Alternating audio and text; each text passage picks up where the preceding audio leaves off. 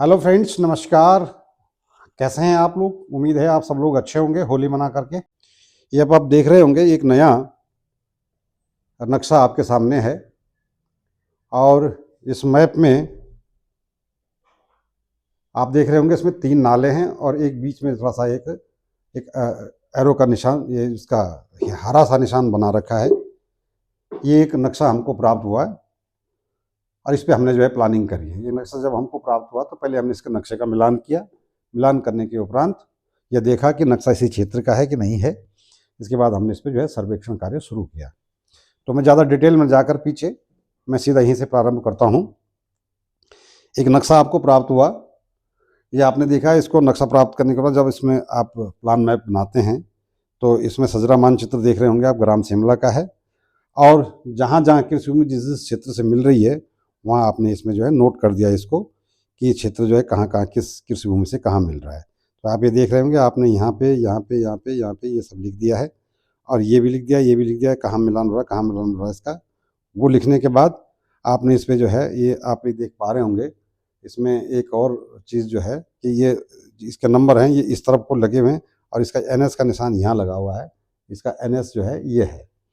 तो जब हम इसको शुरू करते हैं सर्वे, तो सर्वे शुरू करते हुए हम जो है इसका, इस पे नाला नंबर लिखते हैं। ये नाला नंबर 1 हो गया यहाँ पे, ये नाला नंबर 2 हो गया, ये नाला नंबर 3 हो गया।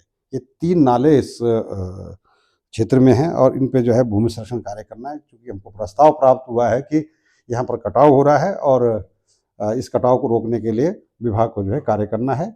और ये गाँव के द्वारा प्रस्ताव जब हमको प्राप्त हुआ तो हम क्षेत्र में गए, मिलान किया और उसके बाद जो है ये हमने जो है सर्वे किया। सर्वे करने के बाद हमने देखा कि ये जो है नाला नंबर 1 में, नाला नंबर 1 में जो है ये जो है कुछ इस तरह से जो है स्थिति है कि यहाँ पर हमने जो है कटाव हो रहा है। एक बीच में चेक डैम लगाने की आवश्यकता पड़ी तो हमने यहाँ चेक डैम प्रस्तावित कर दिया। एक यहाँ कटाव हो रहा है, सुरक्षा दीवार लगा दी। एक यहाँ पर हमने सुरक्षा दीवार ये लगा दी। एक ये दिखाई, एक ये दिखाई और एक ये दिखाई। इस तरह से जो है 6-7 स्ट्रक्चर हमने इसमें रख दिए। और ये जो दूसरा नाला है इसमें भी जो है एक चेक वाल हमने यहाँ लगा दिया, अंडरग्राउंड चेक वाल, चूँकि इसकी बेड इरोजन हो रहा था।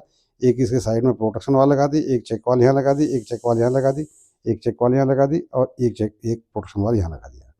तो जब आप जो है सर्वे पुस्तिका बनाएंगे तो जहाँ जहाँ पर स्ट्रक्चर लग रहे हैं वहाँ पर जो खसरा नंबर पड़ रहा है उन खसरा नंबरों को आपने जो है फील्ड बुक में भी लिखना है और जब एस्टीमेट बनाएंगे आकार पत्र 3 तो उसमें भी लिखना है। और इसी प्रकार से एक तीसरा नाला है, ये तीसरा नाला, इसमें एक चेक डैम लगा दिया बीच में। एक जो है ये प्रोटेक्शन वाल है, एक प्रोटेक्शन वाल ये है और एक चेक डैम ये है और ये प्रोटेक्शन वाल ये है, एक प्रोटेक्शन वाल ये है। तो ये 3 नालों का ये जो ब्रांच इसकी थी, छोटी छोटी गलियां जो थी, इनका सर्वे किया। उसके बाद हमने देखते हैं कि एक हमारे पास जो है एक जो दूसरा नाला है, ये जहाँ जाके ये मिलते हैं, ये तीसरा, ये बड़ा नदी टाइप की है, ये बड़ा नाला है। तो इस बड़े नाले में आप देख पा रहे होंगे कि ये जो तीनों नाले हैं ये इस बड़े नाले में जा करके मिल रहे हैं और यहाँ पर मिलने के बाद जो है यहाँ पर ये इस नाले से कटाव अधिक हो रहा है। तो हमारा उद्देश्य ये है कि जब हम इसका सर्वे करें तो एक तो इसका एनएस का जो साइन है ये सही लगवाएं।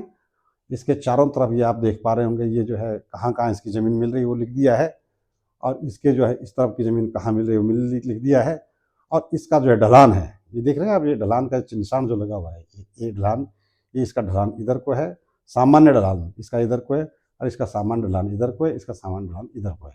तो इससे हमें पता लग जाता है कि पानी किस तरफ से आ रहा है और किस तरफ को जा रहा है। और ये एक नदी है जो इधर दाहिनी तरफ से जा रही है और बाईं तरफ को बाहर निकल जा रही है। तो ये हमारा नक्शा था और इस पर हमने जो है ये सर्वे किया और इसके बाद इस पर जो है सर्वे किया। तो ये आप देख पा रहे होंगे इस पर कि इसमें जो है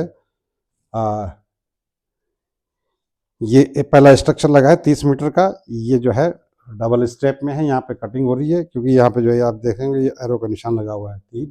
यहाँ पर जो है ऊपर से ढाल टूट रहा है। ये यहाँ पर भी दूसरा स्ट्रक्चर लगा है, ऊपर से यहाँ से टूट रहा है। ये तीसरा, ये चौथा, ये 4 स्ट्रक्चर जो हमने इधर लगाए हैं इसके बाईं तरफ। फिर उसके बाद दाहिनी तरफ एक हमारा जो है यहाँ पे एक वो लगाया है, ये देख रहे होंगे आप, ये एक प्रोटेक्शन वाल यहाँ लगी है और उसके बाद एक प्रोटेक्शन वाल ये 6 नंबर की इसके बाईं तरफ है। 7 नंबर का आप देख रहे होंगे यहाँ पे, जहाँ पे ये हल्का सा बैंड आ रहा है, तो 7 नंबर का प्रोटेक्शन वाल है ये।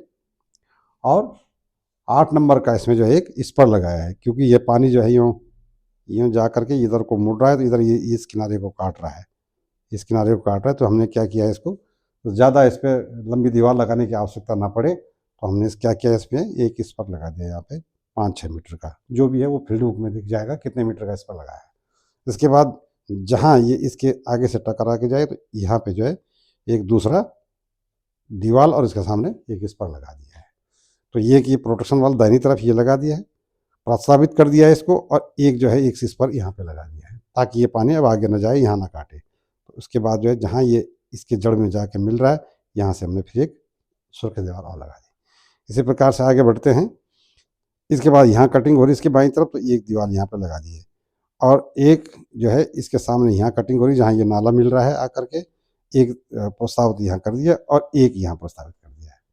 तो इस प्रकार से हमने जहाँ जहाँ इस पर आवश्यकता थी, वहाँ वहाँ हमने इस पे स्ट्रक्चर जो है वो प्रस्तावित कर दिए हैं। अब हम इसके आते हैं फील्ड बुक पे। तो ये था हमारा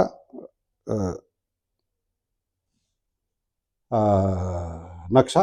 अब नक्शे के बाद जो है ये फील्ड बुक हमने नक्शे के हिसाब से तैयार की है।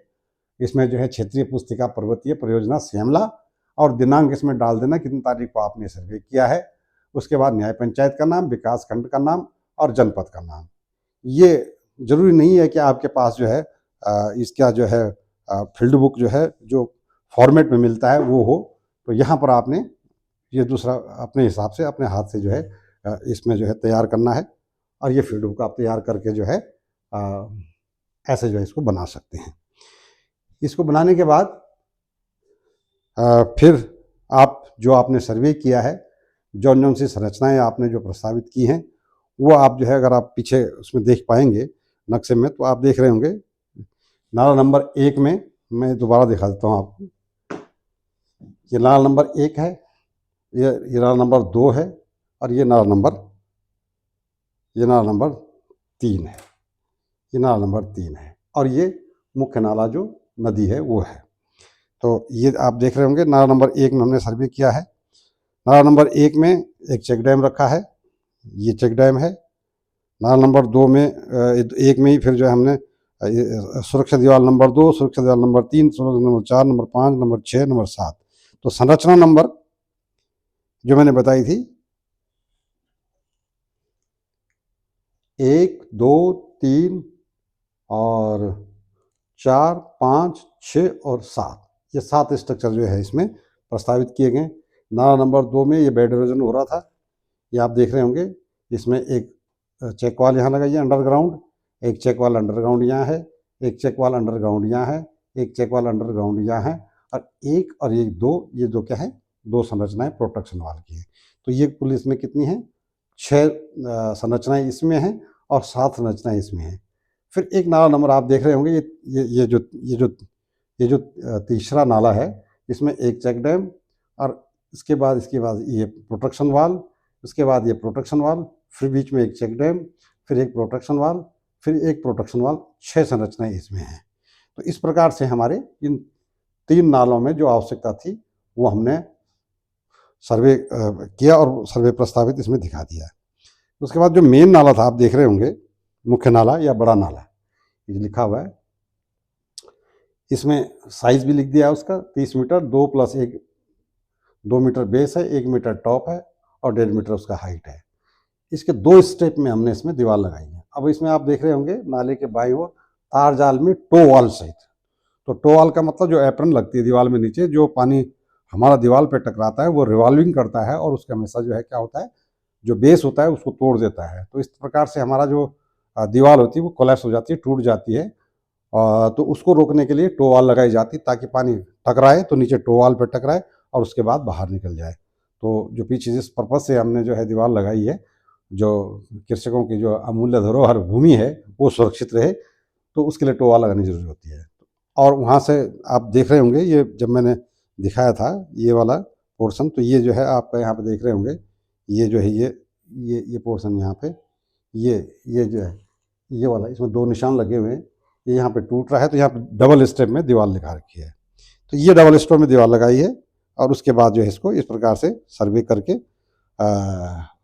नंबर 1 से लेके और नंबर 15 तक, ये 14 स्ट्रक्चर जो है इसमें हमने लगाए हैं, 1 से लेकर 14 तक। तो आप ये देख पा रहे होंगे, नंबर 1 में सुरक्षा दीवार, संरचना नंबर 1 सुरक्षा दीवार 30 मीटर, सुरक्षा नंबर 2 सुरक्षा दीवार डबल स्टेप में 30 मीटर, संरचना नंबर 3 इस पर तार जाल में 6 मीटर, संरचना नंबर 4 तटबंध 10 मीटर तार जाल में, और उसके बाद संरचना नंबर 5 तटबंध दाईं तरफ, ये फिर दाईं तरफ आ गया तार जाल में, और उसके बाद संरचना नंबर 6 15 मीटर, ये बाईं तरफ तार जाल में, संरचना नंबर 7 तटबंध 10 मीटर लंबाई और साइज वही सेम दाहिनी तरफ, संरचना नंबर 8 इस पर तार जाल में दाहिनी तरफ, संरचना नंबर 9 तटबंध 10 मीटर दाहिनी तरफ, संरचना नंबर 10 इस पर 6 मीटर का वो भी दाहिनी तरफ, संरचना नंबर 11, इस प्रकार से करते हुए कुल संरचनाएं 14 संरचनाएं इसमें आई। और अब आप ये देख रहे होंगे नंबर 36 में ये क्रम संख्या बिल्कुल बराबर चलेगी। नंबर 36 में खसरा नंबर 415 में पक्का सिंचाई टैंक निर्माण प्रस्तावित है, जिसका आकार 4 मीटर लंबा, 3 मीटर चौड़ा और 1 मीटर 20 सेंटीमीटर गहरा। तो ये इसके अंदर का आकार होगा, बाकी जब इसका जो एस्टिमेट बनेगा तो वो अलग आएगा। तो ये तो हो गया हमारा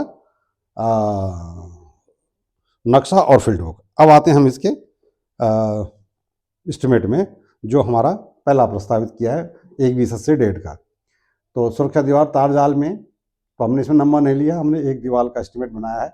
इस प्रकार से इस साइज की कितनी दीवारें हैं वो आप जो है चाहे 5 मीटर हो चाहे 15 मीटर हो, उनका आप एक एक स्ट्रक्चर का एस्टिमेट बना देंगे, और जितने नंबर हैं उनसे मल्टीप्लाई कर लेंगे, आपका टोटल जो है परियोजना की कॉस्ट आ जाएगी। तो ये 15 मीटर का एक स्ट्रक्चर है, जिसमें आप देख रहे होंगे बैक साइड कटिंग मृदा कार्य में और फाउंडेशन में, 2 जगह इसमें मृदा कार्य आएगा। ये आप देख रहे होंगे, ये बैक साइड कटिंग ये जो दिखा रखी है, ये सपोज नाला यूँ जा रहा है और ये जो है ये खड़ा है और आपने इसमें कटिंग करनी है, तो ये आपने इतना यहाँ से लेकर यहाँ तक ये कटिंग करनी है, तो बैक साइड कटिंग आ जाएगी।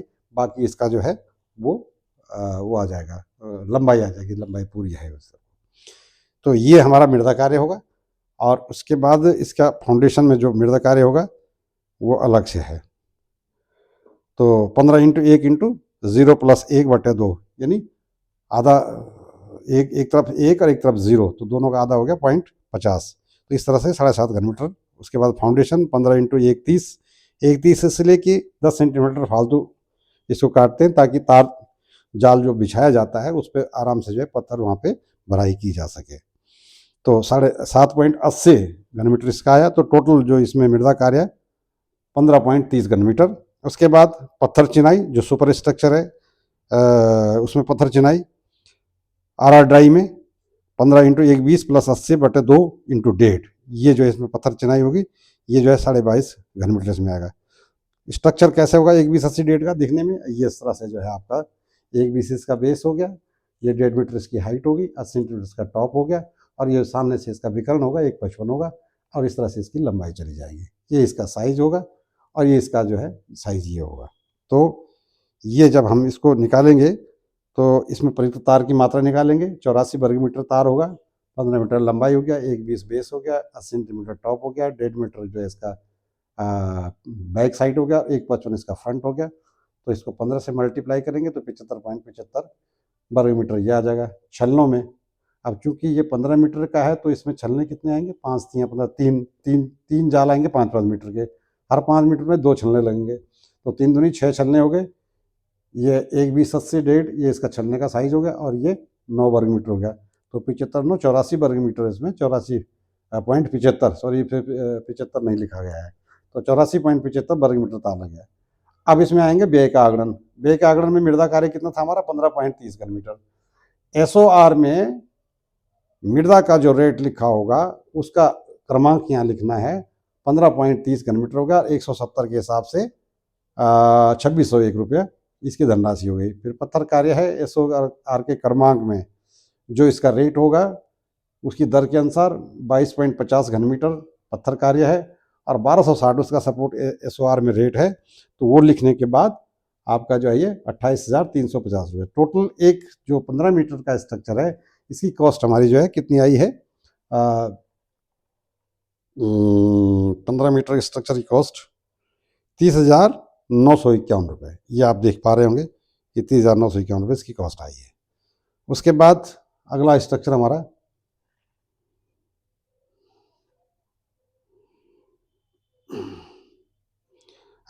हमारा ये 30 मीटर का स्ट्रक्चर जिसका आकार है 2+1/2 इंटू 1.5, यानी ये जो नदी में जो हमारा स्ट्रक्चर लग रहा है उसका आकार बड़ा है, उसका बेस 2 मीटर का है। तो इसमें 2 मीटर का जब बेस लग रहा है तो उसमें पहले हम निकालेंगे क्या, मृदा कार्य। तो अब आप ये इसको देखिए जरा, इसका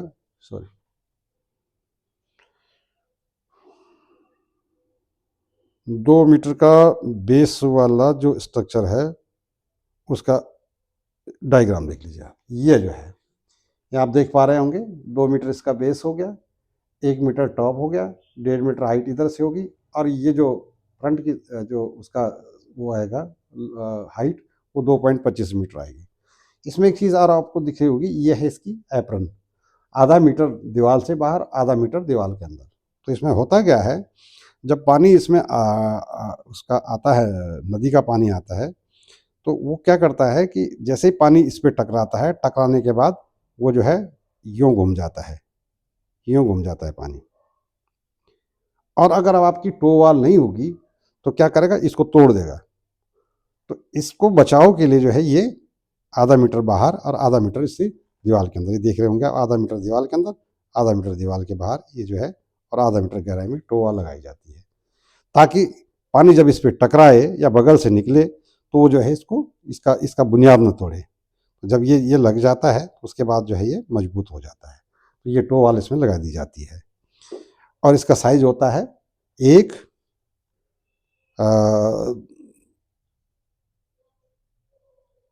इसका साइज होता है एक बाई 0.5, 1 मीटर चौड़ा, और लेंथ जितनी होगी और उसकी हाइट 0.50 मीटर। ये देख रहे होंगे आप, टो वाल की वो जो है लंबाई 1+1/2 इंटू 0.5, ये जो यहाँ लिखा हुआ है।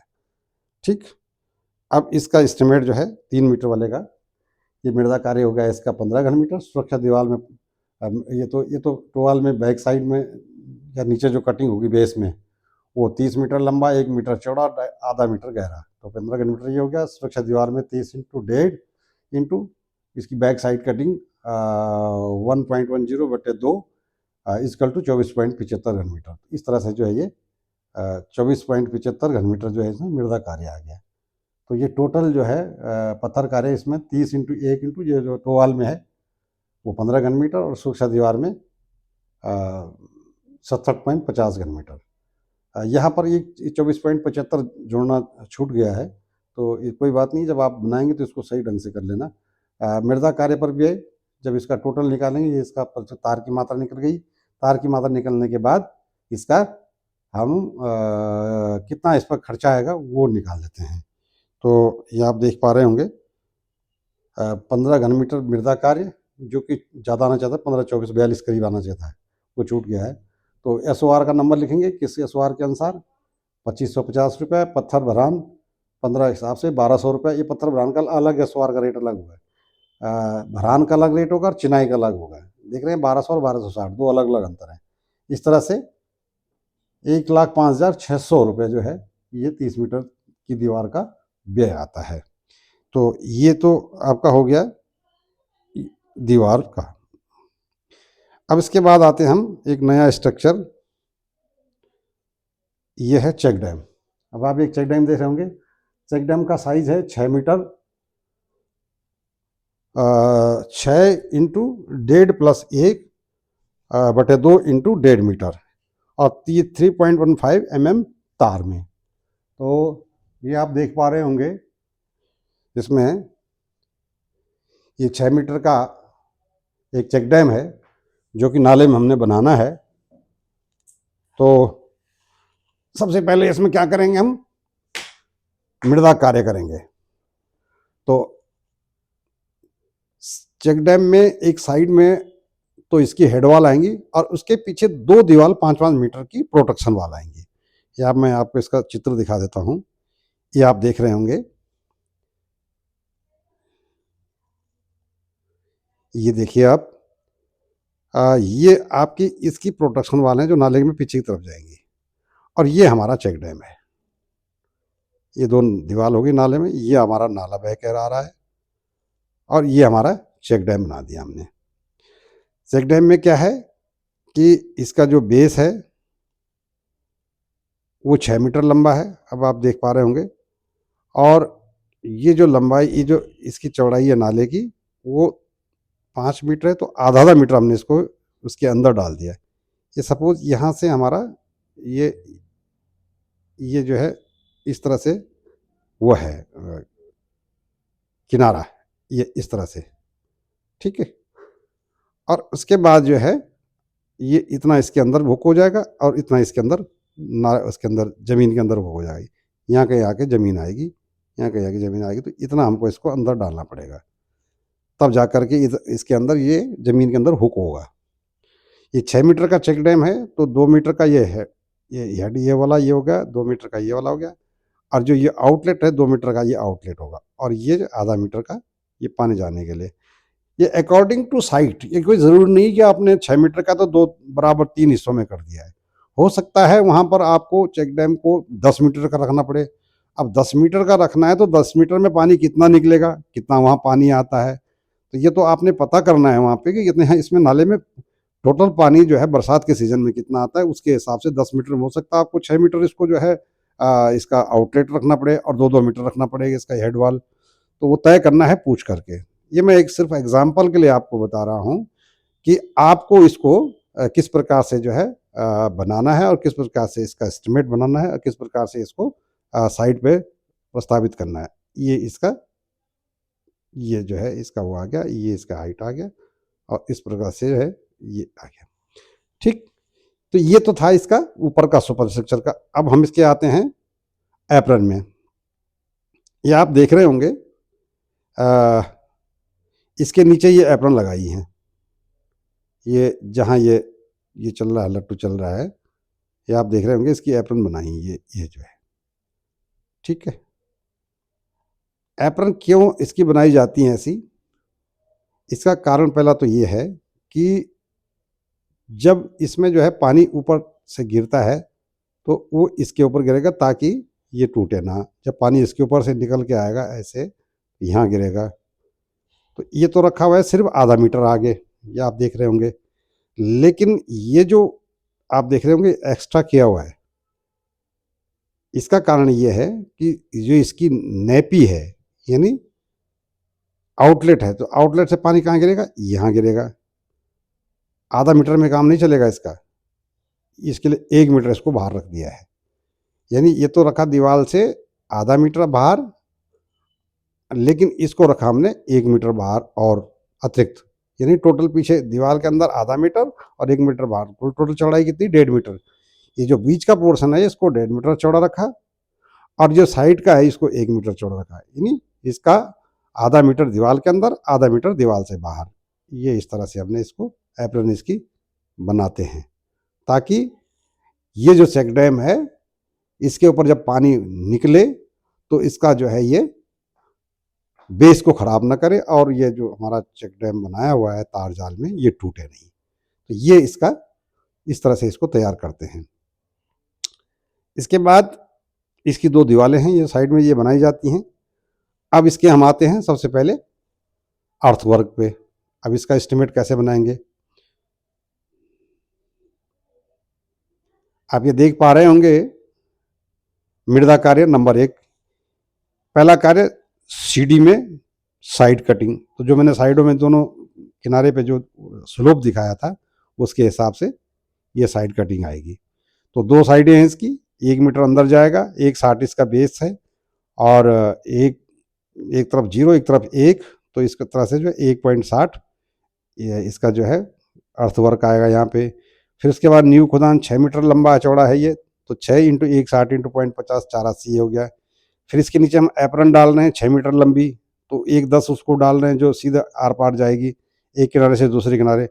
फिर नेपी के सामने जहाँ आउटलेट है उसके सामने जो एप्रन बनेगी वो 2 मीटर 10 सेंटीमीटर चौड़ी बनेगी और 60 सेंटीमीटर वो आएगी जो आधा मीटर से बाहर है। इस प्रकार से 0.63 घन मीटर ये हो गया। और सुरक्षा दीवारों में जो पीछे 2 सुरक्षा दीवारें 5-5 मीटर की, इनमें 4 रस्सी, इस तरह से जो है 15.13 घन मीटर इसमें मृदा आएगा। अब आते हम पत्थर पे। पत्थर बनान में जो है 6 मीटर इसका लंबाई हो गई, एप्रन होगी इसकी 2 मीटर की। इस प्रकार से जो है 3.50 घन मीटर ये हो गया। और पत्थर चिनाई जो चेक डैम है उसमें आएगा, और इसमें जो आप जो आउटलेट है उससे जो पत्थर घटेगा उसको हटा देंगे तो टोटल 11.25 घन मीटर में से 1.08 घन मीटर हटा जाएगा आउटलेट में। और इस प्रकार से जो है 25 घन मीटर दोनों सुरक्षा दीवारों में और चेक डैम में तार की कुल मात्रा जाएगी। तार की गणना करते समय एक ध्यान रखना है कि एप्रन में तार की तो सीधी सीधी गणना आ जाएगी, लेकिन चेक डैम में जब हम तार की गणना करेंगे तो उसमें से आउटलेट का जो घटाना है हमको, जितना हम घटाते हैं चेक डैम में आउटलेट का, उतना ही उसके जो है साइडों में लग जाता है। तो इसलिए जो है वो बराबर मानते हुए उसको नहीं घटाते हैं। अगर आप उसको करेंगे भी तो उसमें 0.00 1 या 2 का अंतर आएगा। देख रहे हैं आप, ये जो आउटलेट है, इसका आउटलेट जो ये मैं ज़रा दोबारा दिखाता हूँ आपको। ये जो इसका आउटलेट है ये वाला, ये जितना इसके दोनों तरफ से तार कटेगा, यहाँ और यहाँ, आगे और पीछे और टॉप में, ये 3 जगह तार कटेगा। तो इतना ही तार हमारा जो इसमें लग जाता है जब हम इसका जो है तार इसमें लगाएंगे। जैसे टॉप का था तो वहाँ यहाँ जो है ऊपर 80 सेंटीमीटर था, यहाँ 1.17 आ जाएगा, एक तो यहाँ ज़्यादा लग जाएगा अतिरिक्त। जो पीछे था उसके बदले जो है ये और ये लग जाएगा, ये 2 साइडों में यहाँ लग जाएगा, तो ये 3 साइड में तार लगेगा। तो जितना तार हमारा फ्रंट बैक और टॉप में आ रहा था उतना ही तार हमारा इसका बेस में और दोनों साइडों में आ जाएगा। तो करीब करीब ये बराबर आ जाता है। तो लिहाजा इसको मैं शॉर्ट में कर दिया हूँ। आप इसको चाहें तो जब आप एस्टिमेट बनाएंगे तो इसको आप अलग अलग निकाल सकते हैं। तो ये तार की मात्रा की 117.23 घन मीटर। कार्यों पर कुल लागत अनुमानित व्यय क्या आएगा? क्रमांक एस डी या एसओआर के अनुसार, एसओआर 24 के अनुसार पत्थर की मात्रा 15.3 घन मीटर है, 15.13 घन मीटर है। 170 के हिसाब से 2572 रुपया 10 पैसा ये आ गया। क्रमांक एसओआर 125 स्टोन वर्क फिलिंग। अब जो एप्रन आप भर रहे हैं वो फिलिंग की होगी, उसमें चिनाई नहीं होगी। 3.5 घन मीटर है, 1200 के हिसाब से 4200 रुपये हो गया। SOR 126 stone work RR drive जो आपका सुपर स्ट्रक्चर में बनेगा, 25.17 घन मीटर आएगी, तो ये 1260 रुपये के हिसाब से 31,714 रुपये टोटल जो एक चेक डैम पर हमारी जो कॉस्ट आएगी, 38,486 रुपये 30 पैसा एक चेक डैम पर हमारी ये कॉस्ट आती है। उसके उपरांत हमारी आती है एक और स्ट्रक्चर जो हमने बेलेखा एप्रन सहित ये स्ट्रक्चर था हमारा इस पर का, और एक हमने और बनाया था भूमिगत चेक वाल, यूजी जिसको लिखा हुआ है हमने, ये आप देख पा रहे होंगे। ये भूमिगत चेक वाल, भूमिगत चेक वाल का मतलब होता है कोई ऐसी जगह जहाँ पर किनारे तो कटिंग नहीं हो रही है, लेकिन इसकी बेड जो है वो बीच में से गहरी हो रही है, और भविष्य में हमको आशंका है कि अगर इस पानी इस तरह से इसमें बहता रहा तो ये गहरा गहरा होता चला जाएगा। ढाल भी ज़्यादा है, वेलोसिटी ऑफ वाटर बहुत ज़्यादा है, और इसको जो है इसकी सिर्फ नीचे जो बेड है वो रोकी जानी चाहिए, ताकि जो साइड से जो एग्रीकल्चर लैंड टूट रहा है वो टूटना रुक जाएगा। तो कहीं कहीं पर ऐसी स्थिति होती है, तो वहाँ पर यहाँ पर इस सेमला गांव में जो है, सेमला गांव में एक इस नाले में ऐसी स्थिति थी कि इसमें सिर्फ वेट इरोजन हो रहा था, और एक आध जगह पे कहीं जो है वो हो रहा था, प्रोटेक्शन वाल की आवश्यकता थी। तो वहाँ पर जो है ये 3-4 जो चेक वाल लगानी थी। तो ये 8-8 मीटर की जो स्ट्रक्चर है ये यहाँ पे जो है प्रस्तावित किया गया है। तो आप ये देख पा रहे होंगे 8 मीटर का स्ट्रक्चर है। इसमें अर्थवर्क, पहले अर्थवर्क निकालेंगे तो 8 इंटू 1 30 इंटू 1, क्योंकि ये 1.20 इसकी गहराई है, तो इसको तकरीबन थोड़ा सा ऊपर भी रहना, जमीन के ऊपर पूरा का पूरा अंडरग्राउंड नहीं जाएगा। प्रयास तो ये रहता है कि पूरा अंडरग्राउंड जाए, लेकिन उसकी खुदाई कम पड़ रही है, 1 मीटर तक ही जिसकी गहराई खुदाई का कार्य है, तो उतना ही इसमें दिखाया गया है, जितना उसमें दिखाया गया फील्ड बुक में, उसी हिसाब से अर्थवर्क 10.40। और इसकी साइड कटिंग, जब आप इसको जो है चेक वाल को डालेंगे तो इसको दोनों किनारों पे हुक करेंगे, इसको तो हुक करेंगे तो इसका इस तरह से जो है 11.70 घन मीटर जो है इसमें कुल टोटल अर्थवर्क की मात्रा आई है। उसके बाद stone filling in wire crates, इसमें चूंकि चिनाई नहीं होनी है, ज़मीन के अंदर है, तो इसमें वायर क्रेट में क्या होगा, सिर्फ जो है अर्थ स्टोन फिलिंग आएगा। उसके बाद इसकी ये जो है तार की मात्रा आ गई। तार की मात्रा का वही वही सिस्टम है जो पहले से दिखा रखा हमने लंबाई में और कवर में। तो लंबाई का मतलब अराउंड चारों तरफ जो है ये 8 मीटर लंबा है, 1,30 प्लस 80, 1,20, 1,26। तो इस तरह से 36.48 जो है इसका तार ये आता है। और उसके बाद 2 ढक्कन इसमें आते हैं, तो उसका 2 पाउन आएगा। तो टोटल जो है इसकी तार की मात्रा ये आ जाएगी। तो अब इस प्रकार से जो है इसका cost of structure earthwork cost 11.17, 170 के हिसाब से 1999 रुपये। स्ट्रक्चर स्टोन वर्क कॉस्ट 1260 रुपये के साथ 10.08 कुल मात्रा है। 1260 के हिसाब से 12,700 रुपये 80 पैसे ये हुआ। तो इस तरह से 1489.80 रुपये जो है इसकी एक स्ट्रक्चर की एक चेक वाल की कॉस्ट आई। तो और जो होंगी जितनी कॉस्ट होंगी उतना आप लिख देंगे, टोटल स्ट्रक्चर कॉस्ट इतनी। जब इसका सारांश बनाएंगे तो सारांश का हम इसको बता देंगे हम आपको। ये जो है इसका चेक वाल इस तरह से लगाई जाती है, आप ये देख पा रहे होंगे। ये मैं ज़रा इसको और ज़रा क्लियर कर दूं। ये चेक वाल अंडरग्राउंड जो लगाई जाती हैं, ये नाला इस तरह से इसको काट रहा है, बीच में से गहरा हो रहा है नाला। और ये नाला इस तरह से दोनों तरफ से गहरा यहाँ आ रहा है, इस तरह से इसमें वो है। तो ये जो बीच में है इसको रोकने के लिए, बेड इरोजन को रोकने के लिए ये अंडरग्राउंड चेक वाल जो है इस तरह लगाई जाती है। ये 2 चेक वाल जो लगी हुई है, ठीक है। और इसका चेक वाल का साइज़ है जो हमने बताया था आपको, ये इसका साइज़ है 1,30 प्लस 80/2 इंटू 1,20, ये चेक वाल का साइज़ है। अब हम आते हैं नेक्स्ट स्ट्रक्चर पे। एक हमने मेन नाले में दिखाया था स्पर, एक स्पर का बेलेखा हमको फिर उसका जो है तैयार करना है। तो उसका आकार जो है 6 मीटर ये लंबा है, 2 मीटर इसका टॉप है, 2 मीटर बेस है और 1.5 मीटर इसकी हाइट है। ये भी जो है 3.15 mm गेज के तार में है। तो पहले क्या करेंगे, इसका एप्रन में अर्थवर्क निकालेंगे। तो एप्रन कितनी है हमारी, 6 मीटर अगर वो उसकी लंबाई है तो उसमें हम एप्रन को 7 मीटर तक जो है उसको आगे बढ़ाएंगे। क्योंकि ये 7 मीटर क्यों रखा गया ये मैं आपको बताता हूँ। ये आप देख रहे होंगे, ये एक स्पर है जिसमें कि अभी आप ये देख रहे होंगे। पहले मैं इसका बेस दिखाता हूँ आपको। ये स्पर है और ये आप देख रहे होंगे यहाँ से ये लेकर के लंबाई में ये पूरा, ये हम इसका जो है इस पे एप्रन या टोवाल लेके आए ताकि जो पानी इस पे लगे वो इस पे गिरेगा, तो ये जो है हमारा कोलैप्स नहीं होगा। और एक इसके सामने से जो है ये 2 मीटर आगे कर दिया है इसको, एप्रन को इसको 2 मीटर कर दिया। इसमें ये सारा जो है ये यहाँ तक 1.5 मीटर है, 1 मीटर यहाँ है ये, और आधा मीटर यहाँ आगे है। तो इस तरह से जो है ये इसके अंदर चला जाता है। तो इसकी लंबाई तो हमने जो 6 मीटर थी तो 1 मीटर ये बाहर आ गया, यहाँ तक इसको 1 मीटर दिखा दिया। तो इसका इसका तो एक साथ आ गया। और ये जो यहाँ से यहाँ तक है ये वाला ये अलग कर दिया हमने, हालांकि बनता एक साथ ही है ये। तो ये गणना की करने की वजह से जो है इसको अलग अलग कर दिया है। तो इस तरह से इसका एप्रन बन जाता है।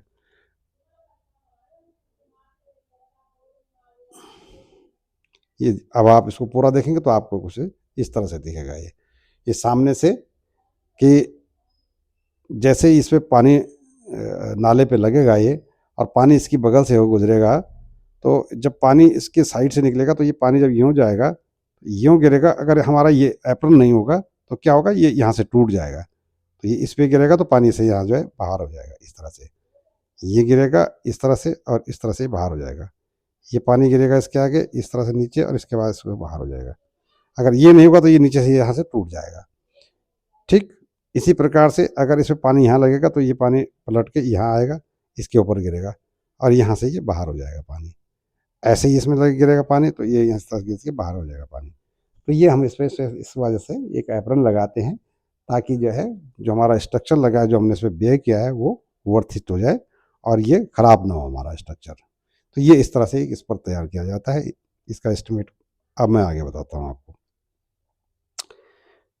ये 7 मीटर लंबा मैंने बताया था, 1 मीटर चौड़ा हो गया जो साइड से लगेगा। तो ये 3.5 घन मीटर सामने की तरफ से जो है 1.5 इंटू 1.5 इंटू 0.50, 1.125 और इस पर की बैक कटिंग जब करेंगे हम तो उसमें 1.10 घन मीटर, और पटरा कटिंग और बुनियाद कटिंग में ये 6 मीटर लंबा है, 2 मीटर चौड़ा है और 0.40 की गहराई आएगी।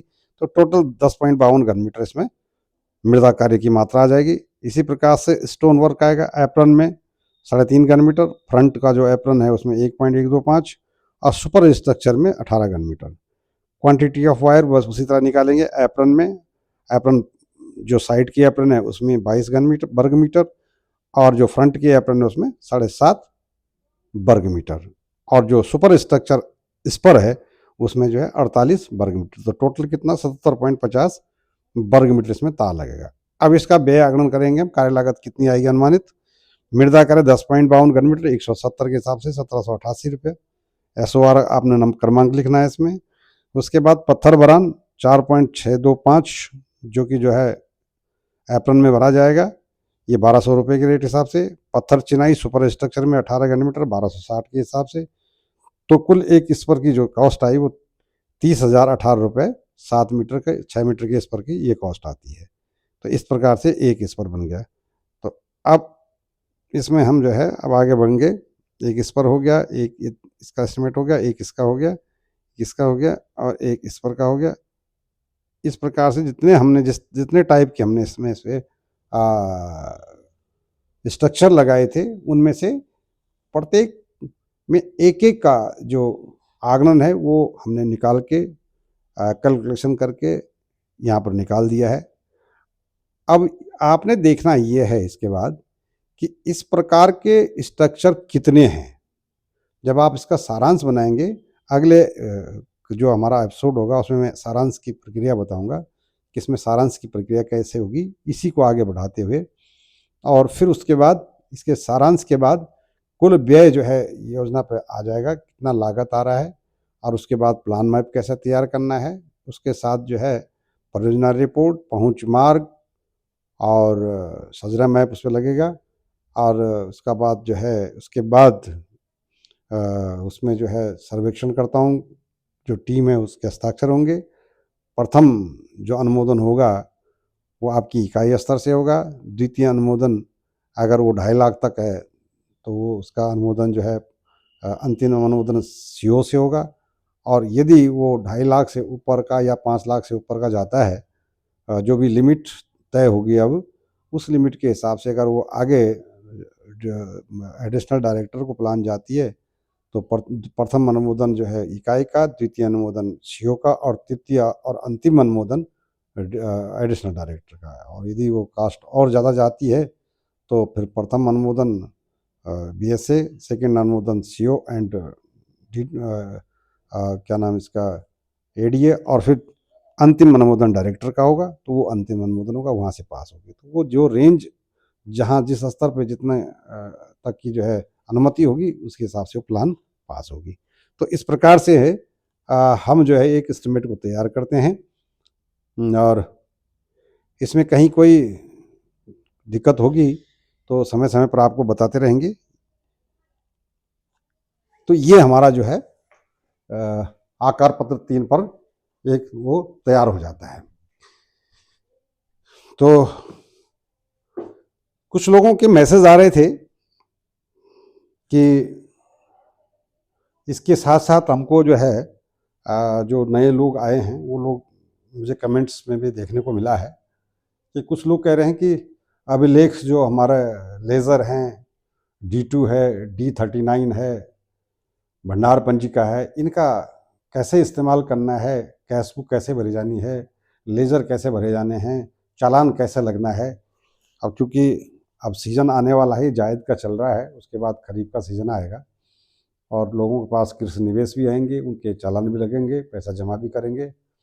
तो जितना अपने स्तर से कर सकते हैं वो करें। इसके लिए एक अलग से स्पेशल एपिसोड अभिलेखों के रखरखाव के लिए बनाया जाएगा। चूँकि जैसे आप अवगत हैं कि मैं सेवानिवृत्त हो चुका हूँ और अब मेरे पास जो ये रिकॉर्ड हैं ये उपलब्ध नहीं हैं, तो मुझे कहीं आसपास के किसी भंडार या न्याय पंचायत में जा कर के जो D2 है, कैश बुक है, लेज़र है, इनके जो है चित्र लाने होंगे और ला करके जैसे मैं यहाँ पर इन स्ट्रक्चर को दिखा रहा हूँ इसी प्रकार से उनको दिखाना होगा कि कैसे जो है जब आपके पास निवेश आएगा तो उसको एसआर कैसे जारी करनी है, उसको फिर आपने जो है भंडार परपंजी में लेना है।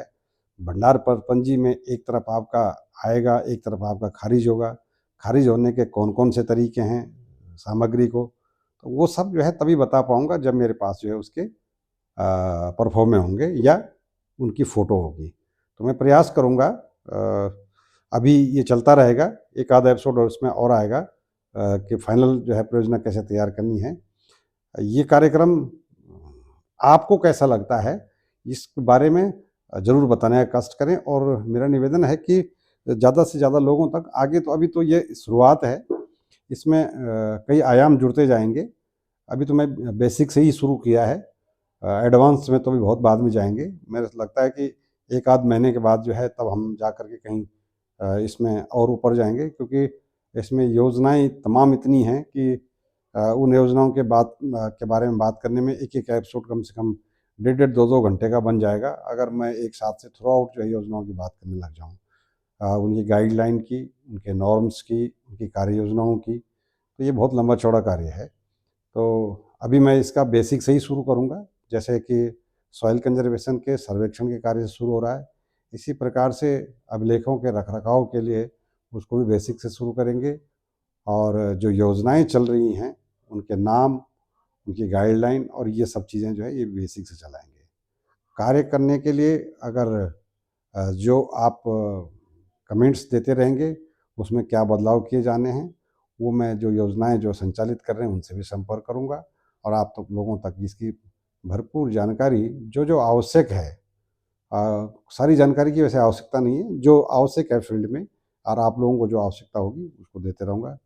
बस आपसे एक ही अपेक्षा है कि ज़्यादा से ज़्यादा लोग जो है इस चैनल को सब्सक्राइब करें, ताकि जो आगे आने वाले जो हमारे इसमें कार्यक्रम होंगे, जो वीडियो अपलोड किए जाएँगे, वो जो है आप तक जो है सुगमतापूर्वक पहुँचते रहें और आप इसी प्रकार से ज्ञान का, या ज्ञान तो मैं नहीं कहूँगा, सूचनाओं का से अवगत होते रहेंगे। और मैं आपको इसी संबंध में एक और चीज़ से भी जो है ज़रूर अवगत कराना चाहूँगा कि ये नहीं सोचना चाहिए ज्ञान कहाँ से मिल रहा है, क्योंकि मेरे इस यूट्यूब चैनल जो ये प्रारंभ किया गया है, इसमें अधिकारी संवर्ग भी है, कर्मचारी संवर्ग भी हैं और कुछ और लोगों ने इसको देखा है, तो जो मेरे कॉन्टैक्ट में थे, तो कुछ प्रगतिशील किसान और कुछ जनप्रतिनिधि भी मेरे उसमें यूट्यूब चैनल के सब्सक्राइबर हैं, जो इसको देखते हैं। तो सभी लोगों का ध्यान रखते हुए हमें जो है एक चीज़ जो सीखने को मिलती है रामायण से, उसमें एक प्रसंग आता है, जब जो है क्या इसका रावण जो है सीता का अपहरण कर लेते हैं, तो हनुमान जी को जो है उनकी खोज में भेजा जाता है। तो जब हनुमान जी उसके सामने जाते हैं, रावण के सामने, तो रावण कहता है, भाई कौन है तू बंदर? तो वो कहता है, हनुमान जी कहते हैं, मैं कौन हूँ ये तो मैं बाद में बताऊंगा, पर पहले तुम ये बताओ, तुम किसके कहने पर जो है माँ सीता को उठा के लाए हो, चुरा के लाए हो? तुम्हारी भलाई इसी में है कि तुम चुपचाप सीता को वापस कर दो और राम जी के शरण में चले जाओ, वो तुम्हारा कल्याण कर देंगे। तो रावण कहता है कि हमारे ऐसे दिन आ गए हैं कि हम जो है अब बंदरों से शिक्षा लेंगे। तो हनुमान जी का वाक़या आता है इसमें बहुत ही अच्छा, कि रावण की शिक्षा चाहे किसी भी स्तर से मिले, अच्छी शिक्षा अपने से कितने छोटे से मिले, अच्छी शिक्षा ग्रहण करनी चाहिए, उसका उसको नज़रअंदाज नहीं करना चाहिए। तो इसी प्रकार से हमें कई उदाहरण जो हैं रामायण से मिलते हैं। तब अनुभव नहीं था, अब अनुभव होता है तो बहुत सी चीज़ें अब समझ में आती हैं कि वास्तव में इन महापुराणों में, इन ग्रंथों में क्या गूढ़ छिपे हुए हैं। तो मैंने देखा है कई बार कि जब हम लोग इस सेवा में आए थे, तो हम लोग नए-नए थे और इस सेवा में जो 1992 की सेवा नियमावली बनी हुई थी, सॉरी 1992 के से पहले की सेवा नियमावली, उसमें जो वर्ग 3 की शैक्षिक योग्यता थी, वो डिप्लोमा एग्रीकल्चर या बीएससी एग्रीकल्चर थे, तो उसमें डिप्लोमा एग्रीकल्चर लोग भी आते थे और बीएससी एग्रीकल्चर भी आते थे। तो 1992 के बाद जो है इसकी शैक्षिक योग्यता बढ़ाई गई, परंतु जो डिप्लोमा एग्रीकल्चर होता था उसमें गारंटी नौकरी की होती थी। अब गारंटी ये होती थी कि हम लोग जब ये हिल कैडर लागू हुआ तो केबी सिंह जो है हमारे पहले एडिशनल डायरेक्टर हुए, तो उन्होंने यहाँ पे 1984-85 से पहले जितने जो है डिप्लोमा होल्डर थे सबको नौकरी लगा दिया। लेकिन हमारे उत्तर प्रदेश के कई ऐसे केंद्र थे, एक्सटेंशन ट्रेनिंग सेंटर, जहाँ से शिक्षा पाए, प्रशिक्षण पाए डिप्लोमा होल्डर जो हमारे साथी थे, वो कई सालों से नौकरी नहीं पा रहे थे। तो हम लोग तो 85-86 वाले थे, तो हम लोग जो है यहाँ नौकरी लग गए थे। लेकिन यूपी के कई लोग जो सन 77, 78, 79, 80 के जो लोग थे वो नौकरी प्राप्त करने से वंचित रह गए थे। तो जब हम लोगों की 5-5, 6-6 साल की सर्विस हो गई तो 1991 में जो है वो लोग नौकरी पे आए। वो हमसे जो है 10-10 साल उम्र में बड़े थे। हम 5 साल की नौकरी किए हुए थे अधिक, तो वो जो है ज़ीरो से शुरू कर रहे थे। उनमें से कई लोग ऐसे थे जो हमसे 10 साल बड़े थे, तो हमने उनको जो है जब वो हमारे साथ आए तो हमने उनको जो है हमारे साथ में काम किया और कुछ चीज़ें सिखाई भी उनको। तो उन लोगों के ये जब बाद में जब हम लोग कहीं इधर-उधर ट्रांसफ़र होके चले गए तो हमारे पीठ पीछे बहुत से लोगों ने बड़ी मैं इसकी तारीफ़ नहीं करूँगा अपने लोगों के अपनी, तो वो मेरे को सुनने मिला कि यार थे तो हमसे छोटे, लेकिन इन लोगों की इतनी बढ़िया ट्रेनिंग रही, इतनी बढ़िया शिक्षा रही कि हम लोग जो है स्मूथली और ईज़िली जो है सुगमतापूर्वक अपना सॉइल कंज़र्वेशन का कार्य कर रहे हैं। चूँकि ज़्यादा समय हमको नहीं हुआ था, 5-5, 4-4 साल हुआ था। तो जो हमने सीखा था उनके साथ शेयर किया। तो इसी प्रकार से बड़े बनकर नहीं, छोटे बनकर के या छोटा समझ करके किसी शिक्षा को जो है नज़रअंदाज नहीं करना चाहिए, जहाँ से मिले ग्रहण करना चाहिए। तो मैं आप सब लोगों का पुनः एक बार इस कार्यक्रम में स्वागत करता हूँ और इस भावना के साथ और इस अपेक्षा के साथ इस कार्यक्रम को आज के इस एपिसोड को विराम दूँगा कि जितने लोगों तक ये वीडियो पहुँच रहा है वो सब लोग इसको बड़े ध्यानपूर्वक देखें, सुनें, समझें, विशेषकर नए लोग, और इसको सब्सक्राइब ज़रूर करें और अपने कमेंट दें कि इसमें क्या बदलाव किया जाना चाहिए और क्या चीज़ें चाहिए। क्योंकि मेरा जो प्रोग्राम है, मेरे को एक जो है मेरे मित्र हैं वो पर्यावरण प्रेमी हैं और उन्होंने जब इस वीडियो को देखा कहीं से, यूट्यूब में तो ट्रेंड करता ही है, तो उनका एक मैसेज आया मुझे कि इसको आपने एनलाइटमेंट का नाम क्यों दिया है, इसको कृषि की पाठशाला का नाम दिया जाए। तो वो जो गंगा संरक्षण समिति करके उनका और पर्यावरण संरक्षण से संबंधित वो काम करते हैं और बड़े पैमाने पर उनका काम चलता है। मैंने उनसे बात की, कहने लगे यार आप तो बहुत अच्छा काम कर रहे हैं, तो जो ये आप काम यहाँ पर कर रहे हैं इसको गाँव-गाँव जाके करें। तो मैंने कहा गाँव-गाँव जाकर के अकेला जाना होगा और यहाँ से मैं एक साथ जो है 1000, 4000, 5000 लोगों को एक साथ बता रहा हूँ। तो गाँव भी जाएँगे, फील्ड में भी जाएँगे। कुछ लोगों से मेरी बात हुई है, जो लोग नए आए हैं, पुराने हैं, 2017 के हों, चाहे 2021 के हों, चाहे 2012 के हों। उन लोगों से भी बात हुई है कि यार हम कुछ ऐसा प्रैक्टिकल क्षेत्र में करेंगे जिसको कि हम रिकॉर्ड भी कर पाएँ और उसको यूट्यूब के माध्यम से, इस चैनल के माध्यम से प्रसारित भी करें, ताकि कई सारे बहुत सारे लोग जो है उससे कुछ सीखें और जो उनको कठिनाई हो रही है उस कठिनाई को वो दूर कर सकें। तो धन्यवाद, बने रहिए इसी प्रकार से और आगे भी इसी प्रकार से ये कार्यक्रम जारी रहेगा। प्रयास करेंगे कि आपको नई-नई जानकारी मिलती रहे और हम इसी प्रकार से ये कार्य करते रहें। एक इसमें आपने देखा होगा, ये वो मैप था जो हम पहले मैं शुरू में किया था इसको, उसके बाद इसको हमने फिर इस तरह से लाए और ये इस तरह से जो है इसको फील्ड को बनाया और ये हमने आज का कार्यक्रम आपको बताया है। तो धन्यवाद पुनः एक बार।